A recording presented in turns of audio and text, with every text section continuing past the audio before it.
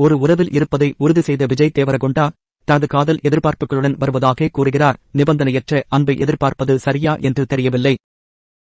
நடிகர் ராஷ்மிகா மந்தனாவுடன் டேட்டிங் செய்வதாக கிசுகிசுக்கப்பட்ட விஜய் தேவரகொண்டா சமீபத்தில் காதல், உறவுகள் மற்றும் திருமணம் குறித்த தனது கருத்துக்களை பற்றி தெரிவித்தார்.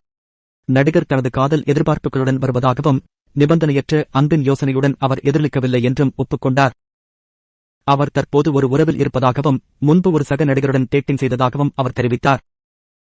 கர்லி டேல்ஸ் உடனான உரையாடலில் விஜய் பகிர்ந்து கொண்டார்.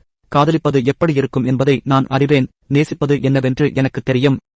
எனக்கு நிபந்தனையற்ற காதல் தெரியாது, ஏனென்றால் என் காதல் எதிர்பார்ப்புகளுடன் வருகிறது. அதனால் தெளிவாக என் காதல் இல்லை. நிபந்தனையற்ற அன்பை எதிர்பார்ப்பது சரியா என்று கூட எனக்கு தெரியாது. திருமணம் என்ற தலைப்பில் பேசிய விஜய் பெண்களுக்கு திருமணம் மிகவும் சவாலானதாக இருக்கும் என்று நம்பிக்கை தெரிவித்தார். திருமணம் என்பது ஒருவருடைய தொழிலுக்கு இடையில் வரவேண்டிய அவசியமில்லை. திருமணம் என்பது பெண்களுக்கு கடினமானது. அது நீங்கள் செய்யும் தொழிலைப் பொறுத்தது என்று அவர் கூறினார். அவர் தேதிகளில் வெளியே செல்வதில்லை என்று அறிவித்தார். மேலும் விஷயங்களை மேலும் எடுத்துச் செல்வதற்கு முன் வலுவான நட்பை உருவாக்க விரும்புவதாக வலியுறுத்தினார். நான் டேட்டிங்கில் வெளியில் செல்வதில்லை.